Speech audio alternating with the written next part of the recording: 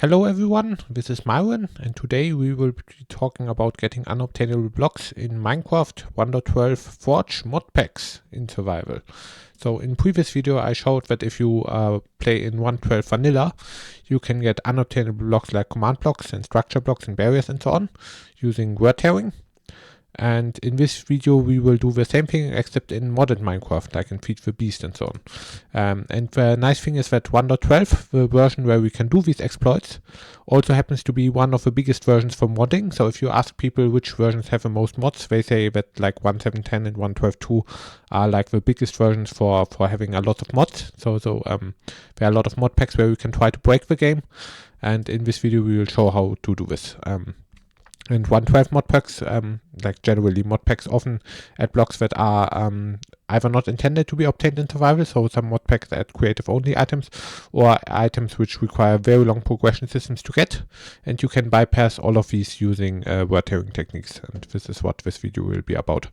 More specifically, in this video we will be showing how to get the creative quantum tank from the Modpack Tech Reborn, which is included in Feed the Beast Ultimate Reloaded. We will show how to get this thing in survival. And that's interesting because usually this thing has no crafting recipe and is unobtainable. So right here we are in a world in 1.12 Feed the Beast Ultimate Reloaded. I don't know anything about this modpack, but this is the modpack we will be using. And if you go through the tabs here, then eventually you should find the Tech Reborn tab, okay? And in here there's the quantum tank and there's the creative quantum tank. And the normal quantum tank can be crafted in survival somehow, and I think it stores liquid, I'm not sure. But there's also the creative quantum tank, and the creative quantum tank has much larger capacity and it's usually completely unobtainable in survival. There's no crafting recipe for this thing, but I will show how you can get this block anyway. And here I should mention is that there's a difference between the block and the item. In this video I will only explain how to get the block. It is theoretically also possible to get the item, but I will not explain in this video how to get the item. And if you have a block you can't easily get the item from this, you need to do a following block swap for it, and that's something I will not cover in this video. In this video I will just show you how you can create this block in your world in survival. So credits for this project, the most important credits go to Cactus Creative, Glaeos and 43 Ash, and like maybe myself. So Cactus Creative basically coded a lot of carpet commands inside Forge, and Glaeos and 43 Ash made a flying radiator, and that's the thing that allowed it to us to now like get async lines in Forge. Now for the most part, doing word tearing in Forge is just like doing word tearing in vanilla.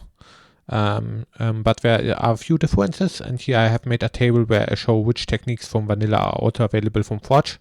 So to like do word tearing in vanilla, what you need to do, you need to have updates from population, you need to have update suppression to create invisible chunks, you need to have chunk save states usually, and then with these things you can turn on instant tile ticks, and you can start stained glass threads and then do async chunk loading. And once you have instant tile ticks and async chunk loading, you can do async observer lines, and then you can do word tearing. And most of the stuff works in 1.12 Forge also, except for chunk save states. Chunk save states are fixed in Forge, so if we want to do word tearing in Forge, we need to somehow make contraptions which do not use any save state books. And if you are in Forge and you also add a mod pack, then this can change the wedges to palette, and if the wedges to palette is exactly has a size of 16 bits, then word tearing becomes impossible. So you need to first check whether the registry has the right size, and most of the time it won't be 16 bits, and then word tearing is possible, but if it's exactly 16 bits, then it doesn't work. So save states are fixed. Some mod packs have 16-bit registries, and also if you add mods, then some of these mods can also interfere with these techniques. Usually they don't do this. Like usually mods try to not mess with low-level stuff from the game because they try to stay compatible with other Forge mod packs. It's just that theoretically mods could interfere with techniques.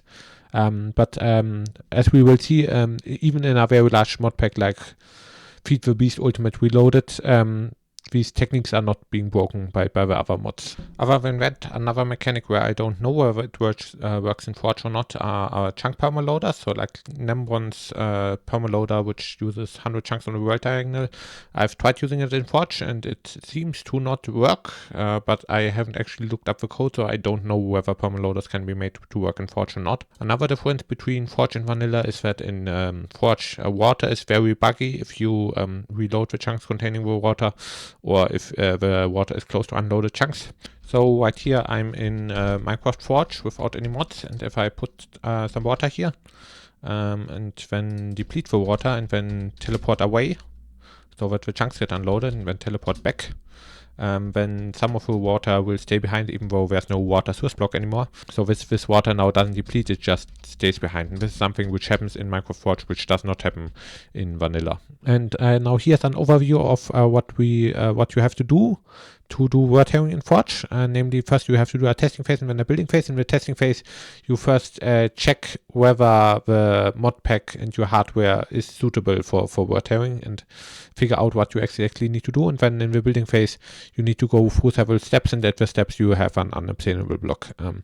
So let's start with the testing phase. In the testing phase, one thing we need to do, we need to check whether the registry palette in our mod pack has the right size. Then we need to figure out the word hairing recipes, and then we need to try whether void synchronized method for creating async observer lines works in the mod pack and how much stained glass we need for that.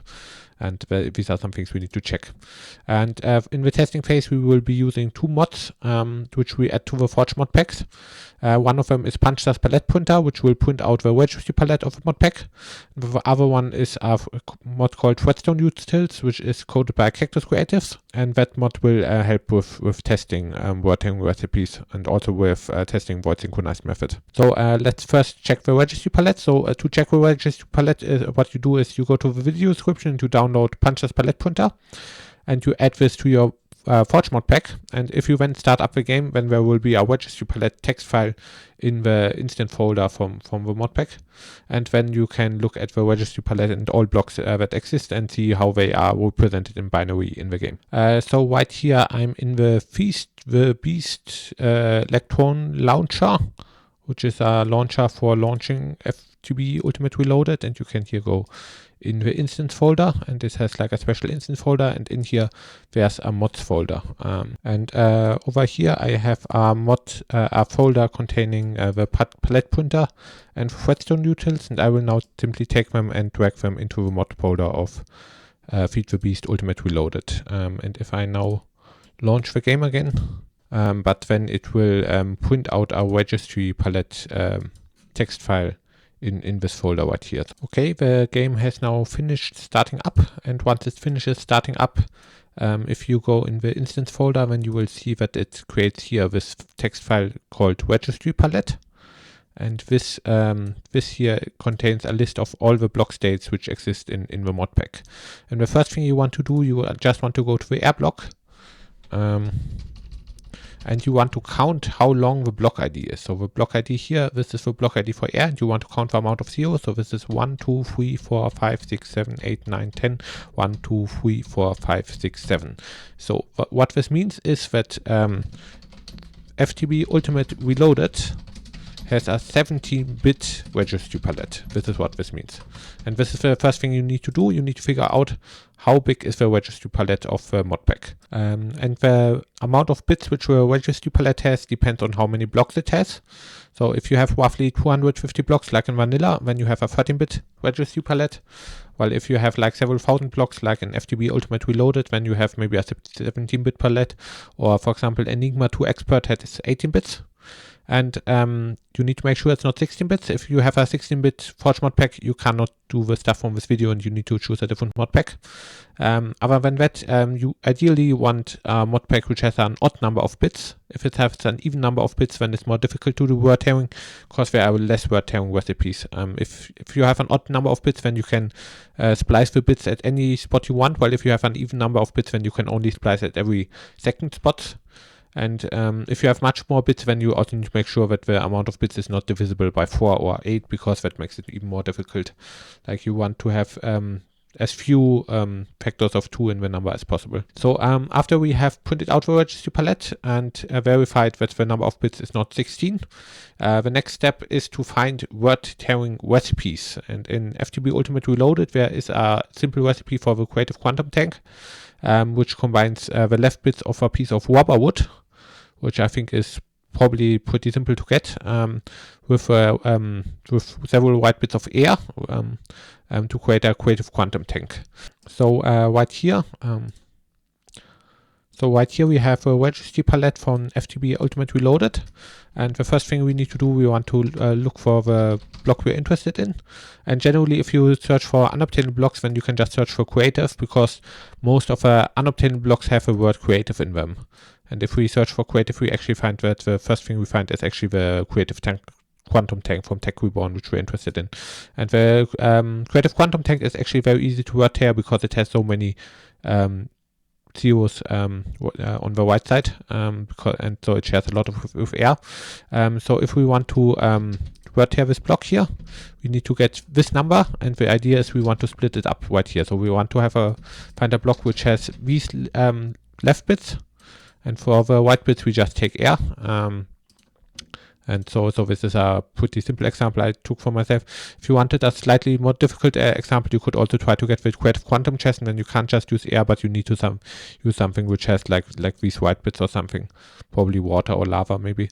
Yeah, but what we still need to do, we now need to find a block which shares these left bits and which is easy to obtain. So you could get the Creative Quantum Tank if you just combine a quantum chest with air, but I don't know how easy it is to get a quantum chest, so I will just look through here until I find something which is very easy to obtain. And the easiest thing I found was just a piece of rubber wood. I think rubber wood is easy to get, right? I have not played any of these Modpacks. Yeah, but if you just look through here, then eventually we find here the rubber lock, and the rubber locks also has like these bits here. So these are rubber lock left bits, and if you combine them with white bits from air, which are just a bunch of zeros, then you can get the Creative Quantum Tank, which is like this thing up here. So that's the idea how you find your word tearing recipes. You just go through this text file and see whether you can splice bits together. Now, if you have a modpack where the number of bits is odd, the total number of bits, then you can splice at any spot you want. While if the number of bits is even, then you can only splice at every second bit. So for example, if you had 18 bits, then you couldn't splice off the first bit, you could only splice off the second or fourth bit. And if you had a really large modpack with 20 bits, then that would actually be divisible by 4, and then you would only be able to splice off blocks of 4 bits at once. So that's something. So if you want to have an easier time finding word tearing recipes, then you should take a modpack where the number of bits in the registry palette is odd. Now, once you have found a word tearing recipe that you're happy with, you can use Cactus Creative's Redstone utility mod to test the word tearing recipe in game. And what you need to do, you first need to turn on Litematics. You can do this with the command flag ITC true, and then you turn on async beacon updates with the rule async beacon updates true. And then you can create async observer lines. This is not survival friendly. I will later in the video show how you can get async observer lines and turn on Litematics in survival, but just for testing purposes, for testing the word tearing recipe, you can first just use commands. And then after that, we also need to find the correct word tearing location, and for that you will use the palette post info command. So how do you do word tearing? First thing you want to do is you want to find a subchunk. If you press F3 plus G, you can see chunk boundaries, and the blue lines are subchunk boundaries. And yeah. So you need to choose a subchunk, and then what you need to do, you need to place 256 different block states in a single subchunk. So for example, here I have a lot of different stairs and fence gate block states. And if you are doing this correctly and you then do palette size in the subchunk, then it should say palette size is maximum. And once you have this, then the subchunk has the registry palette, and this is what we want. While if you do it incorrectly, then it will say something like like something palette size 1. For example, yeah, here this subchunk has only air, so it has palette size 1, while this one down here is palette size 9 because it has some grass blocks and double told grass and so on. But yeah, you want more than 256 block states, and then the palette size goes to maximum.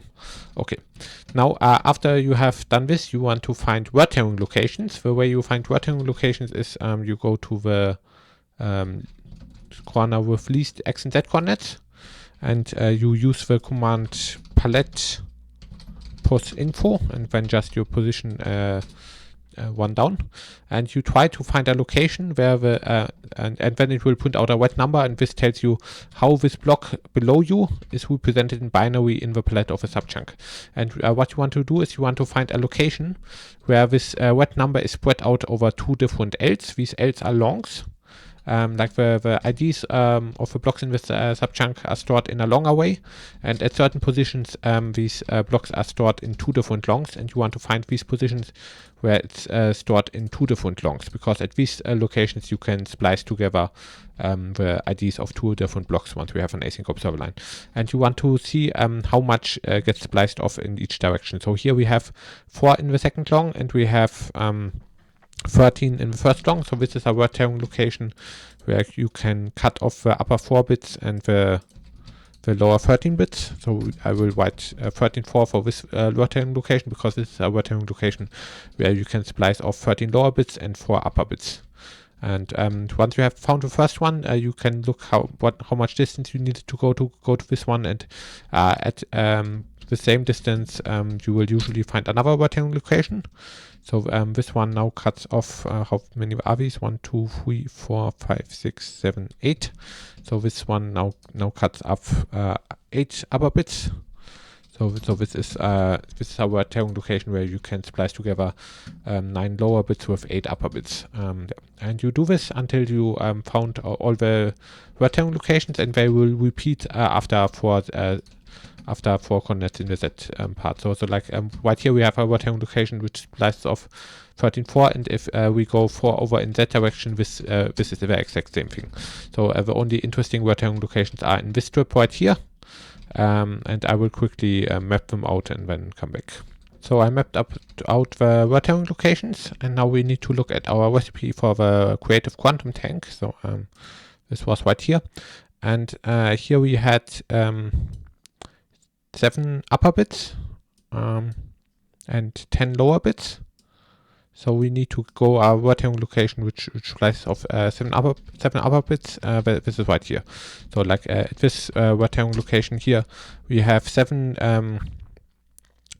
bits in long 2 and 10 bits in long 1. So let's just go maybe over here. Right here, let's take this one. So right here we have 7 bits in long 2 and 10 in long 1. And now let's also see whether our word tearing recipe works as intended. If we take a creative quantum tank, here we have a creative quantum tank, then we need to get the Tech Reborn rubberwood. Okay, so if I place a creative quantum tank right here and look at the pos info, then you can see that we have exactly this 101, which is like like it's reversed in the pos info command. Like in the palette, it's the reverse of pos info command. But you see we have here this 0000101 is the same thing which we have here. We have 0000101, and then the lower bits of the creative quantum tanks are a bunch of 0, and then at the end we just have 2 ones because of the rotation of this quantum tank. Those are not very important. Like we don't actually, like right here we have a quantum tank. Let me quickly search for it. Creative. Currently we have a quantum tank with this metadata. So this is our quantum tank which is facing west. Let's verify this. Yeah, this quantum tank is facing west. Okay. And if we have a wobber lock right here, then you can also see it has the exact same bits in the second long. It just has different bits in the first long. But if we use async observer lines, then we can combine these second bits of the wobber lock with first bits of air, and then it can turn into a creative quantum tank. That's the idea. So let's do this right now. So this right here is our word tearing contraption. It's just here. Here we have a piston clock which can push a wobber lock back and forth. Okay, and this wobber lock is at the word tearing location. right?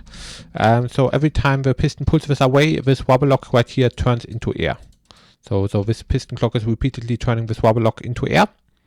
And every time, and when it turns into air, we want to reset the upper bits of the wobble lock. And if you want to reset the upper bits, then you need to have observers in plus X direction next to the word hemming location. If you want to reset the lower bits, you would need to have them in minus X direction, but here we have wobble lock turning into air, and we want to reset the upper bits, so observers are in plus X direction. And now you use the Threadstone utility commands. One thing you do is you use flag ITT true. So the first Threadstone utility command you use is called flag ITT true. And this turns on Litematics. If you do this, you need to make sure that if you have any village loaded, that it doesn't have any pressure plates in it, because otherwise villagers might run into pressure plates and crash the server. Okay. And then the second one is rule async beacon updates true. And after you have these two things, then you can like activate this beacon here in front of an observer line, and it will turn into an async observer line. And once the async observer line is running, you just let this piston clock run. And while this piston clock is running, you should always check whether observers are getting stuck here. So right here, the last observer is stuck. If it's stuck, then you need to replace it. And yeah. And after a while, it will disable the packets, and then you will only see block state changes if you right-click them. So you need to constantly right-click them to be sure that they are still there. And another thing you need to check every now and then is whether the wobble lock is still there, because it could happen that the wobble lock disappears or turns into a stair, apparently. Oh, okay. What block ID does this have? We have. Okay, this seems to have the same lower bits as a wobble lock. Interesting. Okay. So this seems to be just an accidental byproduct. So the wobble lock turns into a wooden stair. But if we continue this a bit longer, then we will eventually, hopefully, get the quantum tank.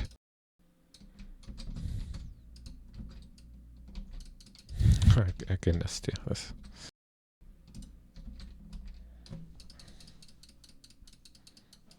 Here. The piston clock stopped, and if it stopped, this probably means that there's an unmovable block in front of the piston clock. And if I now right-click at the position where we expect the quantum tank to appear, then it will actually appear, because it was already there the whole time.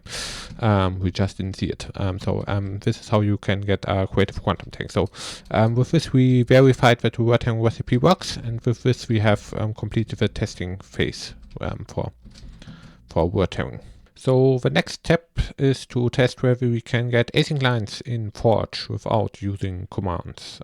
Okay, and the big problem is that save state books are fixed in Forge, and this makes it more difficult than in vanilla.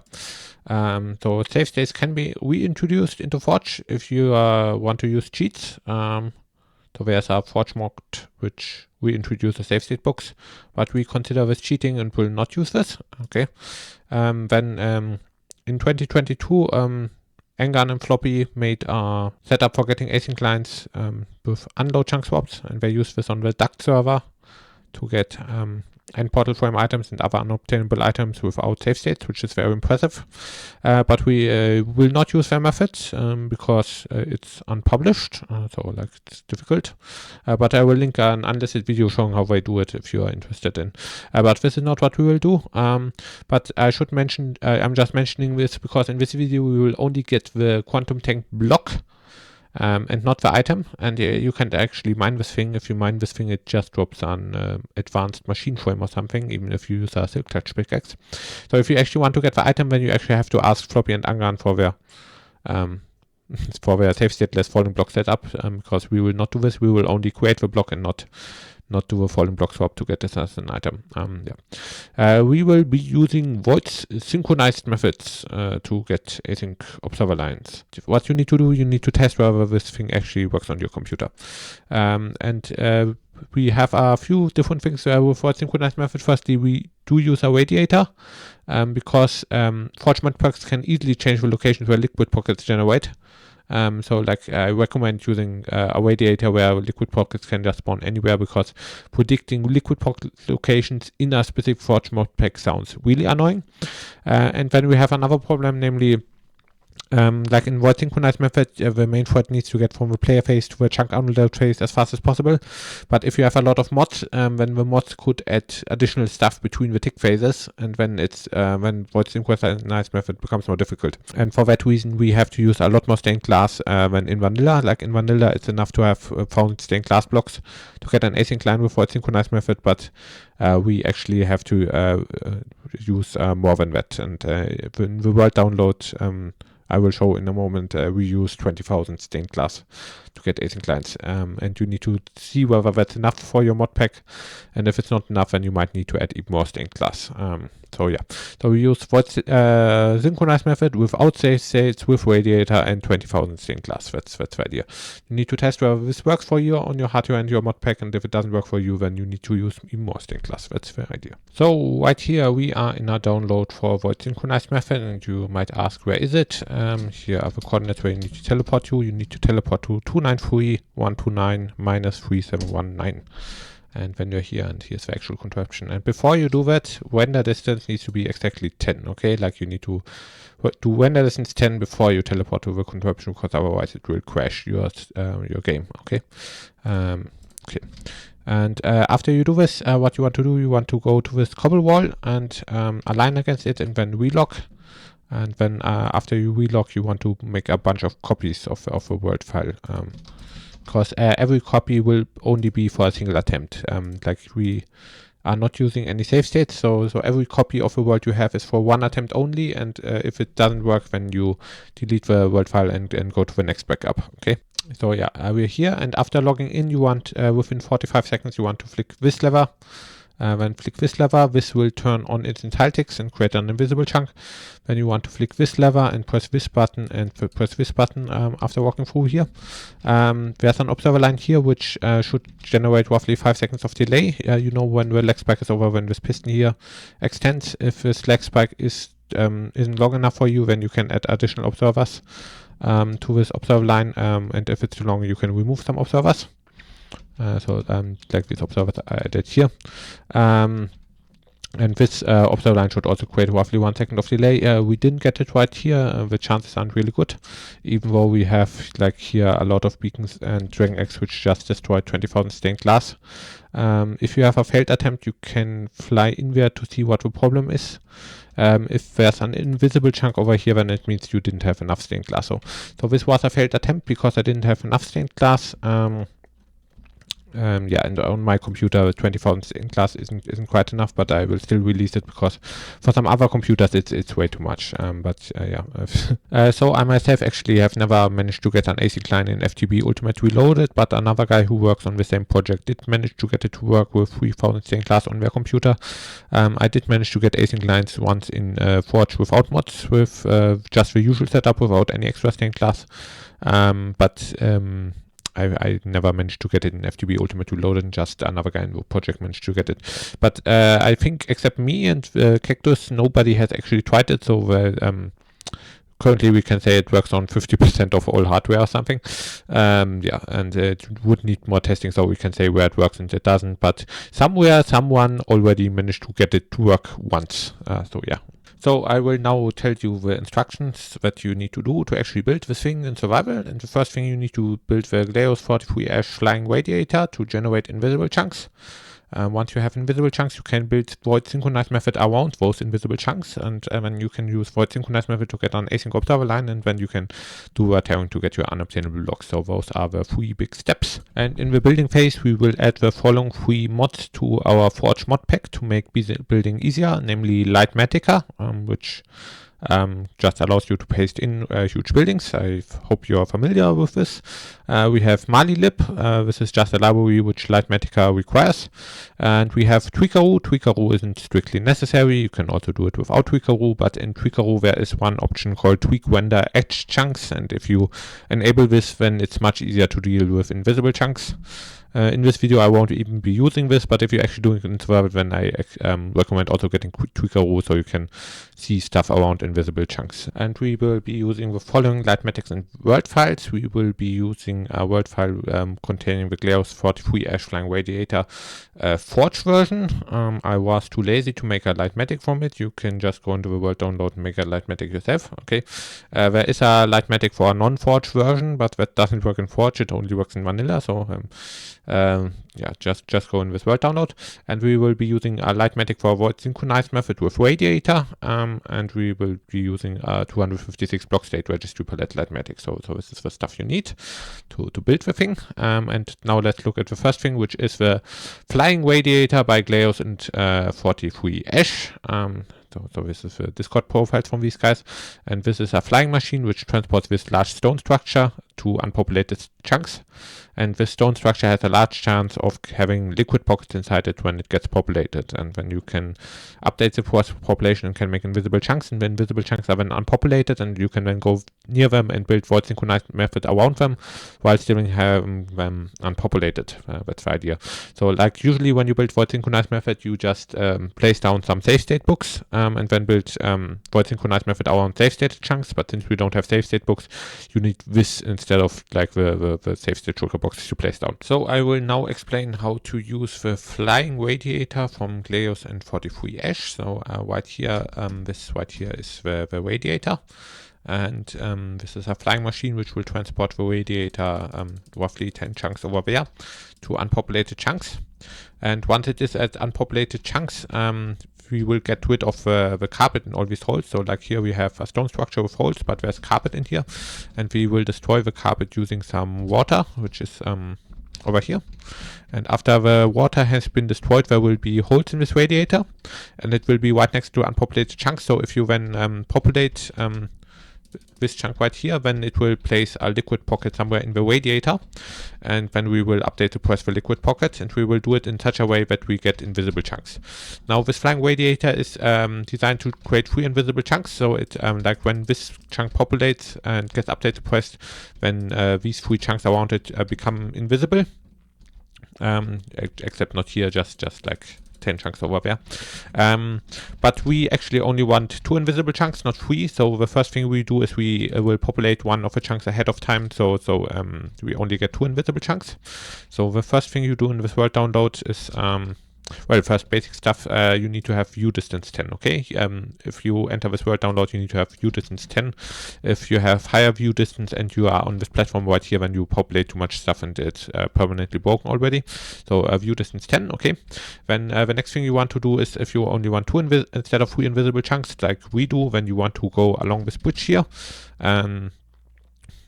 This is just something I added to the world download so you can populate one of the chunks, and you want to cross over this chunk border and walk 8 blocks in here, and then you want to wait here maybe for a minute until like all chunks in view distance have been generated. This shouldn't take too long on view distance 10, and this will populate one of the 3 invisible chunks that we generate, so we only get 2 invisible chunks which we want.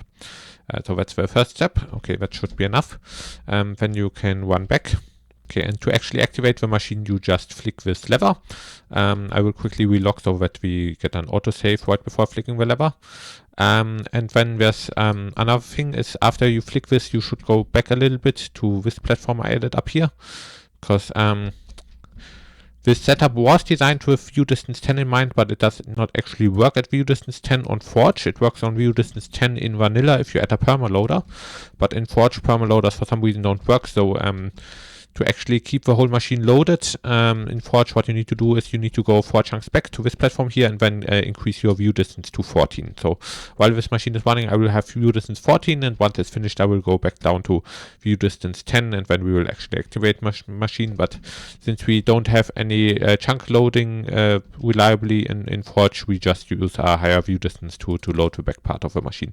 Okay, and now the flying machine is flying in. First the lower part will fly in, and then afterwards this upper part will fly in, and this will take 15 minutes roughly. So I will be back in 15 minutes after this thing has finished flying in.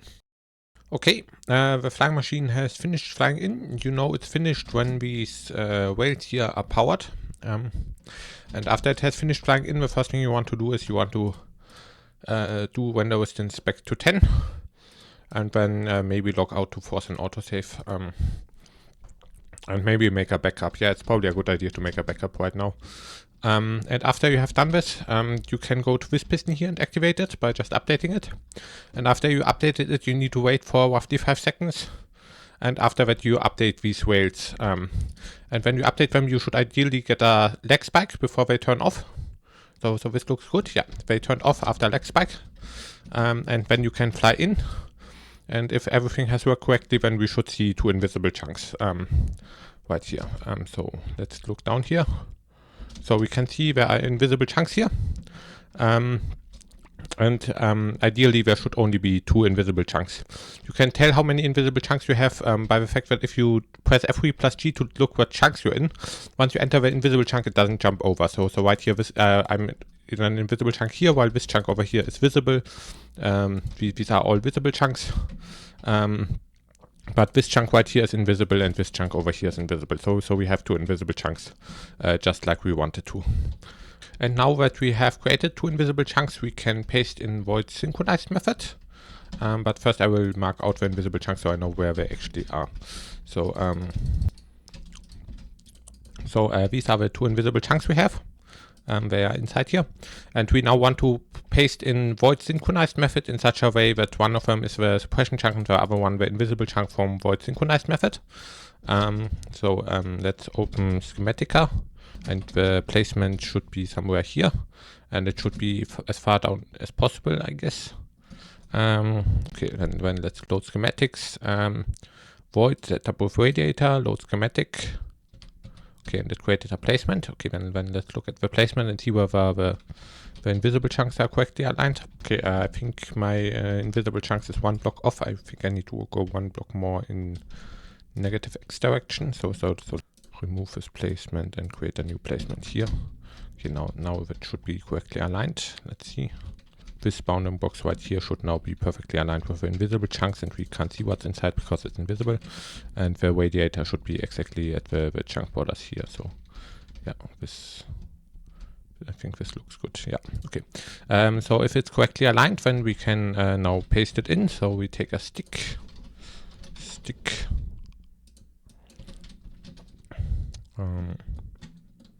then go to paste schematic in world, and then press the hotkey to paste it in. Let me make sure everything is over water here. Yeah, this should be okay. And then we paste it in. Okay. So I think everything is pasted in now, and while you paste it in, you need to make sure that you don't unload the invisible chunks, because if you unload them, then they're gone at first. And after you pasted it in, there's a dispenser right here which needs a water bucket. So you go to this dispenser right here and you place a water bucket inside.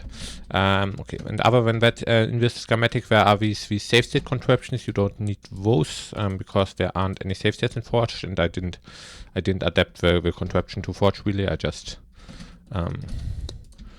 took the same schematic as usual, but like these save state contraptions are not actually necessary because we don't have save states. And another thing you should make sure when you build it is that you don't have beacons underwater. So here, yeah, it actually has air here, so this is actually fine the way it's pasted it in. So these beacons are not underwater, they just have air. Down here we are underwater apparently. Anyway, like when you paste it in, make sure that the beacons only have air and stained glass above them and do not have water above them, because otherwise the setup don't work. So you can either move the beacons up here, or you can maybe put some glass around it to make sure that there's no water in there. That's something you need to pay attention to when you build this. But with this schematic should be then fine. And if this schematic is fine, then what you can do is, once you have verified that you've built everything correctly, you can go to the player platform. And once you go to the player platform, the 2 invisible chunks will be unloaded. And then the void synchronized method should be ready to go. So right now this should be finished. So you can now log out here and maybe make a backup. Now, after you build the setup, you make a backup. And every time you use this, you have to make a backup because there are no save states. So this is only one-time use all the time. The first thing you should check is if you flick the first 2 levers is whether instant tiletics turn on. So right here we should now have instant tile ticks. Yeah, you can see the repeaters turn on instantly. And if you flick the first two levers and fly in before an autosave happens, there should be again one single invisible chunk right here. So right now we have one invisible chunk. That should be like right over here. Okay. And there should be one water pocket in the radiator from the suppression chunk. And now the other thing you should check is whether you actually have a liquid pocket in the invisible chunk, like most of the time you do, but you should just verify that this actually is a thing that happened. And maybe one way we could verify it is by just taking a block update detector over here. How do I do this? It's like this. So this should detect block updates from this repeater. And then maybe destroy this repeater over here. And if I relock right now, then this invisible chunk should populate and hopefully place a liquid pocket, and then this buttwatch should activate. Let's quickly see this.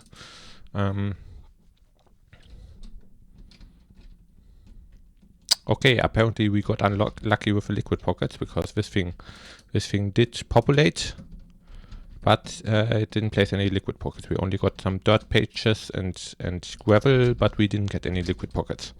So this setup wouldn't actually work at this location. Maybe it would work if we moved everything further down, because the further down you are, the better the chance for liquid pockets are. But this would be a setup which is built in a bad location, and there are like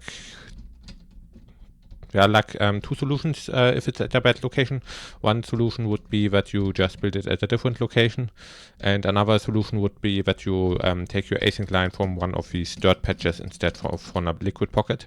Like the suppression chunk actually needs a liquid pocket, but from the invisible chunk you can also just take an async observer line. So I don't want to paste this contraption in again at a different location, but this location wouldn't work unless we move it further down or go to a different location, or just take an async line from a dirt patch to update the rails down here instead of a liquid pocket. Yeah, but yeah, you can figure that out for yourself.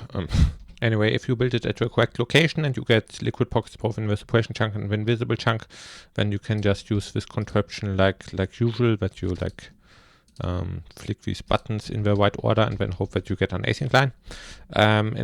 In Forge it's more difficult to get async lines than usual, so you might need to add additional stained glass and beacons. But you can't fly over there again, so what you can do is you can just hook up additional stained glass and beacons at this tower over here, and I will quickly show how you can do this, hooking up additional beacons. So let's go up there. So up here is the torch tower, and what you can do is you can take a signal here, and then you can you need some grass blocks and rose bushes. And what you want to do is you want to then place a bunch of dragon eggs here, and then place below them a glass tower, like the one we have in void synchronized method. You can just add a second one here. And the more stained glass you add, the higher chances should be. So like you should add dragon eggs here, so you have floating dragon eggs. And then you like add multiple layers of stained glass. And you do this down all the way to ocean level, and then beacons below. And if you do this increases the chances. And in Forge you usually need to do this to actually get this thing to work. Anyway, if you do then manage to get it to work, you will have an async observer line. And with the async observer line, you can do the word tearing, which I showed previously in the video. So you can then just get some kind of block state palette, 256 block states. You can paste this in a sub chunk, and then build your word tearing recipe, and then you can get your unobtainable blocks. So that's the strategy for how to do everything in Forge in survival. And yeah, I think that's everything. Bye. And after you have finished building void synchronized methods, you should make a backup, because it's one-time use only. We don't have save states. Of course, you should always make a backup after building a contraption like this. But you have to revert to a backup after every failed attempt at using it. Okay, because it's one-time use only. Yeah. and then after that you can then build your word table contraption, and with your word table recipes, and then you can get your creative quantum tanks or creative energy cells or whatever, or skip the progression system of Enigma 2 Expert or something. Yeah, and I will leave it up to you. And if you have more questions and need help to get this stuff to work, you can ask on the Threadstone Archive Discord. We will try to help to the best of our ability. And also I have a Patreon account, so if you want to financially support my videos, you can go to the Patreon to give me money, and I want to give a shout out to my one Patreon, which is RPM, and yeah, that's bye.